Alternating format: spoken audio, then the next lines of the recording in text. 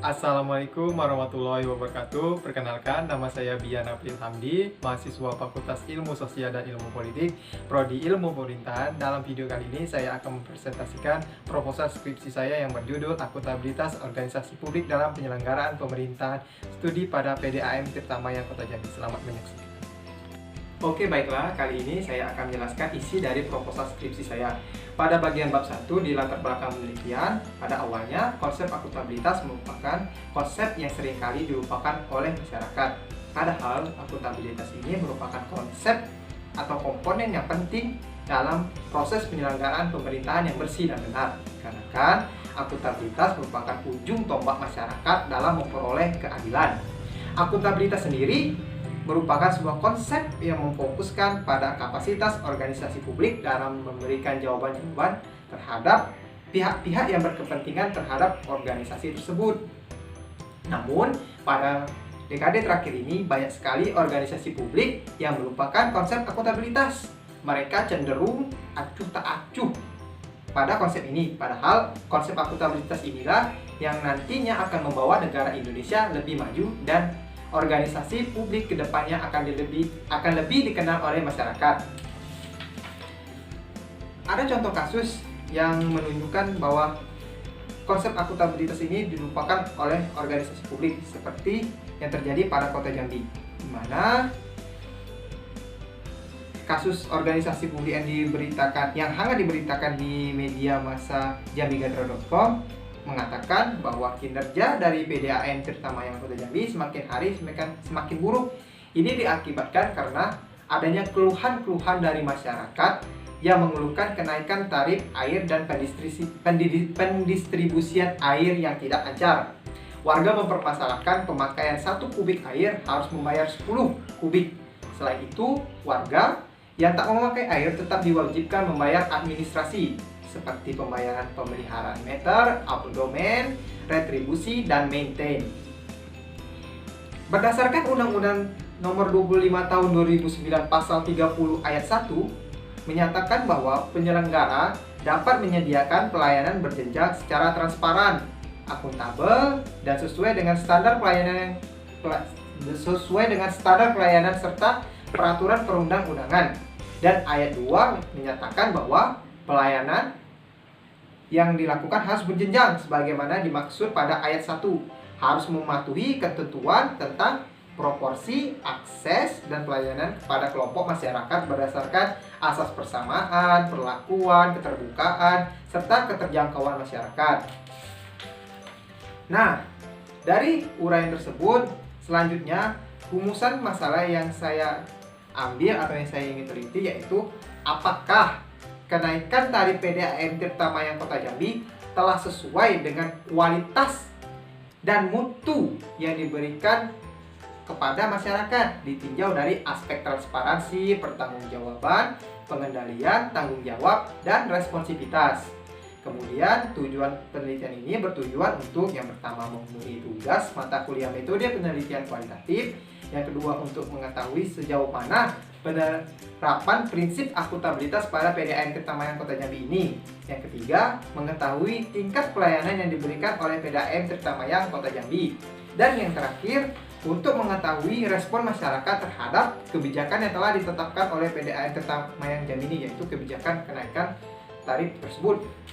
Dan manfaat penelitian kita dapat dari ini, yaitu penelitian ini diharapkan dapat yang pertama memenuhi tugas mata kuliah metode penelitian kualitatif, yang kedua masyarakat memahami prinsip akuntabilitas pada pelayanan publik, yang ketiga peningkatan pelayanan kepada masyarakat oleh PDAM Tirta Mayang Kota Jambi, dan yang terakhir masyarakat lebih merasakan hasil dari peningkatan pelayanan yang diberikan oleh PDAM Tirta Mayang Kota Jambi.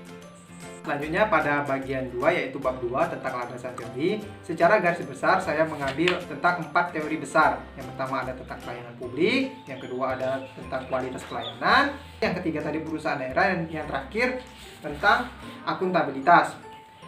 Yang pertama yaitu pelayanan publik. Menurut pasal 1 ayat 1 dan 2 Undang-Undang Nomor 25 Tahun 2009 tentang pelayanan publik menjelaskan bahwa pelayanan publik adalah kegiatan atau rangkaian kegiatan dalam rangka pemenuhan kebutuhan pelayanan sesuai dengan peraturan perundang-undangan bagi setiap warga negara dan penduduk atas barang, jasa, pelayanan administratif yang disediakan oleh penyelenggara pelayanan publik. Kemudian, penyelenggara pelayanan publik yang selanjutnya disebut penyelenggara adalah setiap institusi penyelenggara negara, korporasi, lembaga independen yang dibentuk berdasarkan undang-undang untuk kegiatan pelayanan publik dan badan hukum yang lain dibentuk semata-mata untuk kegiatan pelayanan publik. Jika dihubungkan dengan administrasi publik, menurut Sinambela pada tahun 2006, pelayanan publik adalah kualitas pelayanan birokrat terhadap masyarakat. Itu yang dikemukakan oleh Sinambela tadi. Kemudian lanjut kepada teori kualitas pelayanan. Seiring pesatnya kemajuan dan dalam bidang teknologi mengakibatkan persaingan yang sangat ketat untuk memperoleh dan mempertahankan konsumen. Kualitas pelayanan menjadi hal utama untuk menentukan keberhasilan organisasi publik dalam mencapai tujuan, karena organisasi publik dituntut untuk mengikuti pola konsumsi dan gaya hidup konsumen. Yang ketiga yaitu tentang teori perusahaan daerah. Dalam penjelasan Undang-Undang Nomor 5 Tahun 1974 tentang pokok-pokok pemerintah di daerah disebutkan bahwa yang dimaksud dengan perusahaan daerah adalah suatu badan usaha yang dibentuk oleh daerah untuk perkembangan perekonomian dan untuk menambah penghasilan daerah. Undang-Undang Nomor 5 Tahun 1962 tentang perusahaan daerah menyebutkan bahwa perusahaan daerah adalah suatu kesatuan produksi yang bersifat yang pertama memberi jasa, menyelenggarakan kemanfaatan umum, dan terakhir memupuk pendapatan. PDAM atau perusahaan daerah air minum sebagai perusahaan daerah dalam lembaga pemerintahan memiliki ciri atau sifat yang telah dijelaskan pada pasal 5 Undang-Undang Nomor 5 Tahun 1962. Perusahaan daerah bukan merupakan perusahaan yang semata-mata mencari keuntungan atau profit, namun sifat utamanya adalah pemberian jasa dan manfaat kepada masyarakat secara menunjang kegiatan pembangunan daerah. Maksudnya itu, PDAM tidak hanya untuk menerima keuntungan pribadi, tapi bersifat untuk menunjang pembangunan di daerah. Dan yang terakhir tentang teori akuntabilitas. Akuntabilitas ini konsepnya mulai dikaji secara intensif pada sektor publik seiring dengan berkembangnya konsep mengenai reinventing government menurut Osborne dan Gebler. Penulis yang berbeda yaitu Osborne pada tahun 2010 halaman 42 atau chapter 42 dan Christensen et al. Pada tahun 2007 menjelaskan bahwa sejalan dengan pendekatan akuntabilitas pada reinventing government, ternyata konsep akuntabilitas juga masuk sebagai konsep utama dalam menjalankan menjalankan manajemen publik baru atau yang sering kali disebut dengan istilah neo public management. Akademisi lainnya yaitu Peters pada tahun 2010 menjelaskan bahwa akuntabilitas merupakan konsep yang berbeda dari tanggung jawab atau responsibilitas. Akuntabilitas lebih merujuk pada relasi organisasi sebagai sebuah entitas dengan pihak di luar organisasi. Artinya, level analisis akuntabilitas adalah pada tingkat makroorganisasi yang menekankan pada aspek sosiologi organisasi dengan fokus interaksi antara organisasi dengan pihak-pihak yang berelasi pada organisasi tersebut. Hal ini dipertegas oleh Briner dalam Peters yang menjelaskan bahwa sebagian dari organisasi sektor publik, maka anggota organisasi harus patuh terhadap hukum secara umum mengatur bagaimana sebuah kebijakan diadministrasikan, khususnya hukum yang secara spesifik mengatur program tertentu yang tengah mereka laksanakan. Penjelasan ini semakin terang manakala kita mencoba untuk memetakan 3 konsep sekaligus, yaitu akuntabilitas, tanggung jawab, dan responsivitas sebagai bagian dari transparansi kepada publik secara keseluruhan sebagaimana yang disampaikan oleh Grotner, Nicholas, dan Ball pada tahun 2007. Dari beberapa landasan teori tersebut, maka teori yang digunakan untuk akuntabilitas ini yaitu menggunakan teori menurut Koppel dan Ahmad Al-Sabail dan Muhammad yang menjelaskan bahwa akuntabilitas memiliki sejumlah dimensi, diantaranya yaitu transparansi, yang kedua pertanggungjawaban, yang ketiga pengendalian, yang keempat tanggung jawab, dan yang terakhir responsivitas.